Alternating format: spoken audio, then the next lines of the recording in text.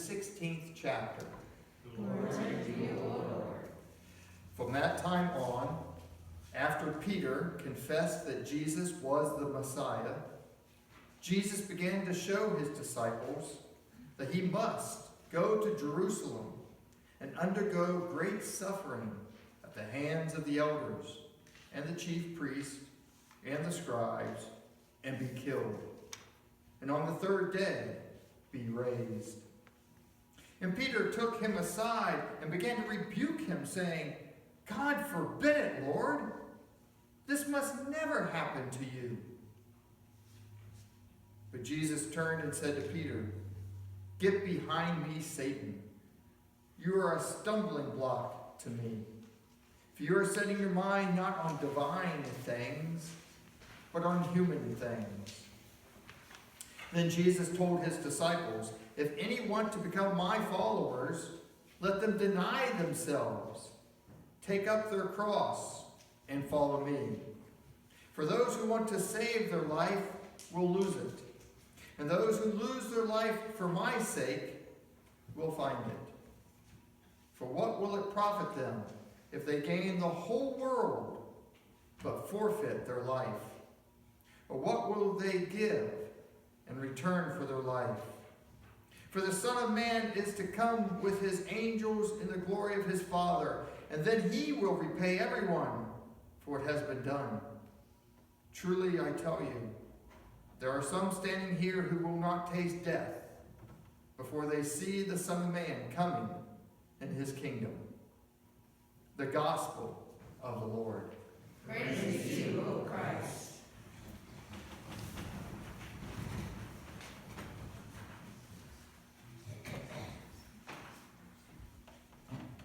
Even though it's been about 35 years, I remember it like it was yesterday.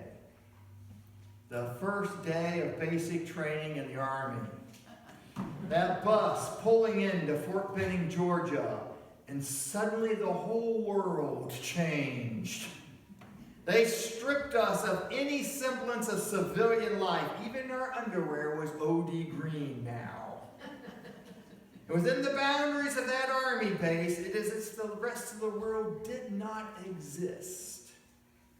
There was only army food, people wearing army clothing. We only slept on army bunks. We only talked about army things. You only heard army news. There was no politics. No Ohio State football. It was in the fall even. Not even a weather report. I remember once we were about to go out, and I think it was just pouring like cats and dogs outside, right? And one of the poor recruits, he's standing there, but drill sergeant, it's raining outside. It's not raining outside unless I say it's raining outside. Civilian life was over. And a new life as a soldier was about to be formed. Over the next several weeks, they wore us down physically, mentally, and emotionally. We were tired and hungry, and we felt defeated. Drill sergeants were mean, loud, and very, very uncaring, I might say. I'm not even sure drill sergeants are really human.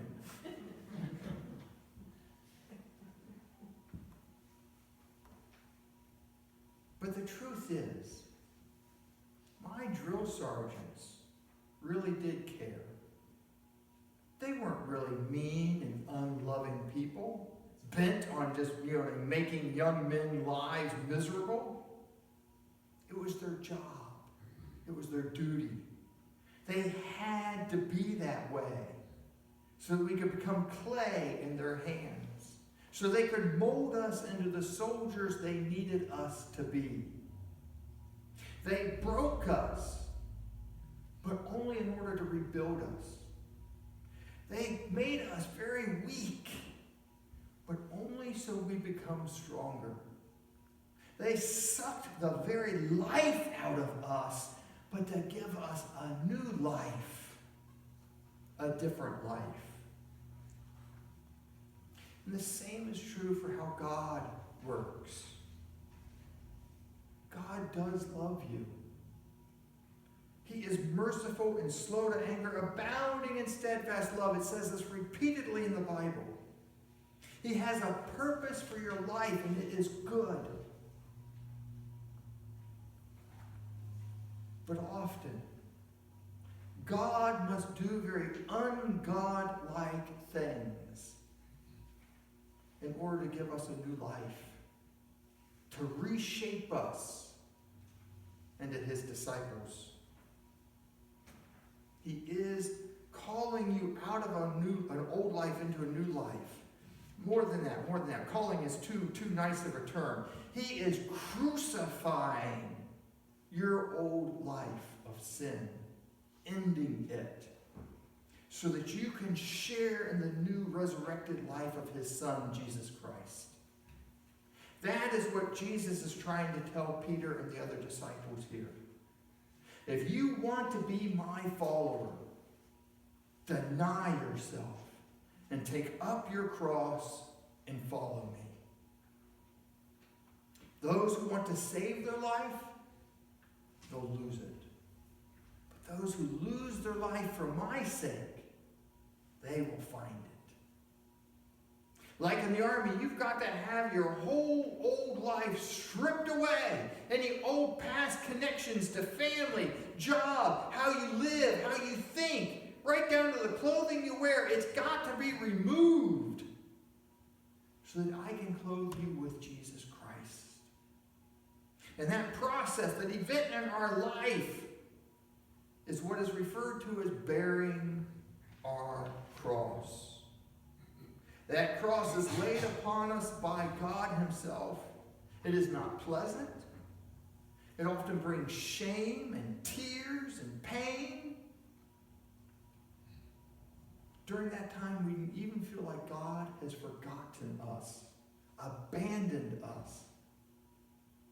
My God, why have you forsaken me? We cry out. As prayers go unanswered, as life just seems to get worse. And we're wondering, where's God? Our friends around us are saying, I thought you were such a good Christian. Where's God? Psalm 42, one of my favorites. It made me remember Psalm 42. My tears have been my food by day and night, while people all around me say, where's your God?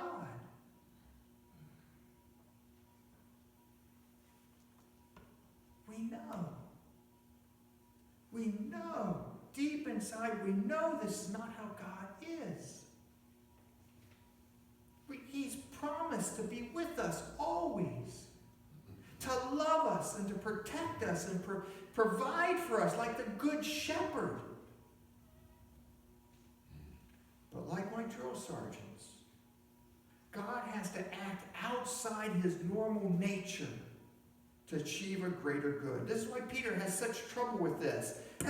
This can't happen to you, Lord. It can't happen to someone like you. That God would allow you to be crucified and killed and betrayed. Well, if that can happen to you, that can happen to any of us. But you said, this is how it works. This is how God makes you into something else. The cross is the tool that God is using to accomplish that purpose in this world. It is not a gentle tool, but it is a very necessary one.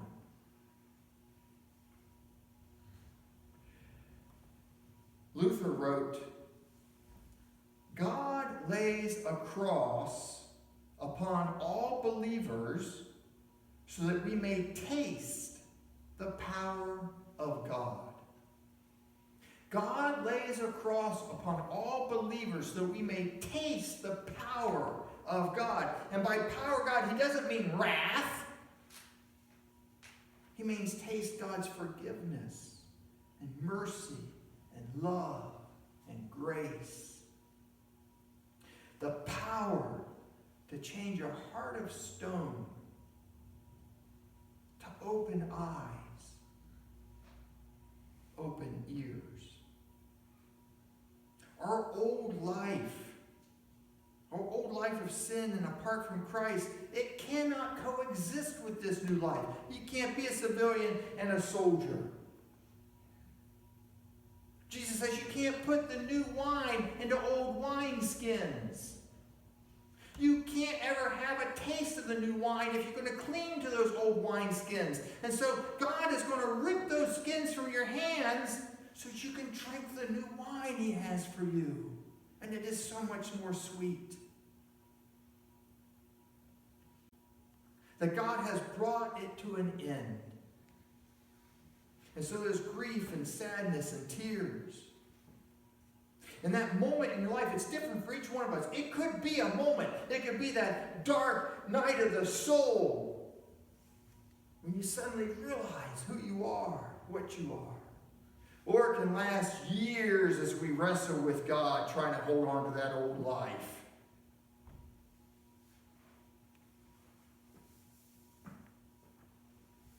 It can be a time when we feel alone, all hope is lost,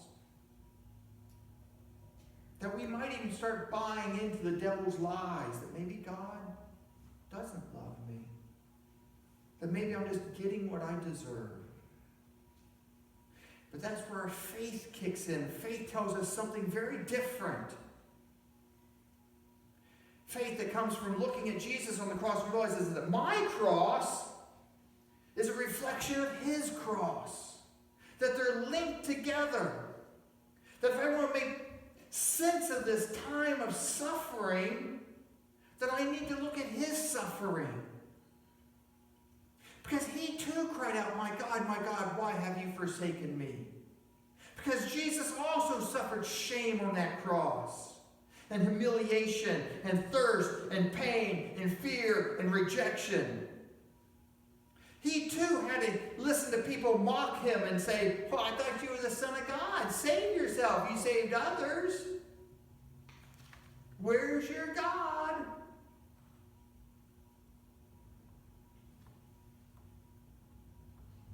Jesus, who on that cross, finally in the end says, "Into your hands I commit my spirit." Right? I place this life that you have crucified into your hands, Lord. And at that point in our cross, we begin to think maybe that's the purpose of me just becoming clay in my Father's hands. That He's made me all the way down to nothing, so I just place that life into your hands, Lord. I give my life. Make of me what you will. I'm tired of trying to build up my own life. You just take it. Those who want to save their life will lose it. But those who lose their life for my sake will find it. St. Paul lives this. And he writes about this in Romans. It begins in chapter 6. If I've been united with Him in a death like His, we are certain to be united with Him in a resurrection like His. We know that our old self was crucified with Him so that the body of sin might be destroyed. But if we have died with Christ, we believe we will also live with Christ. And so then by chapter 8 he concludes, in fact, we suffer with Him so that we may also be glorified with Him. So I consider that the suffering of this present time is not worth comparing to the joy about to be revealed to us. Each person's cross looks different. I can't tell you exactly what your cross is. I can only tell you we don't get to choose our cross. We don't get to make our cross. We only get to take up our cross. But we cling to that promise that in doing so, we will be sharing in the joy of Jesus Christ.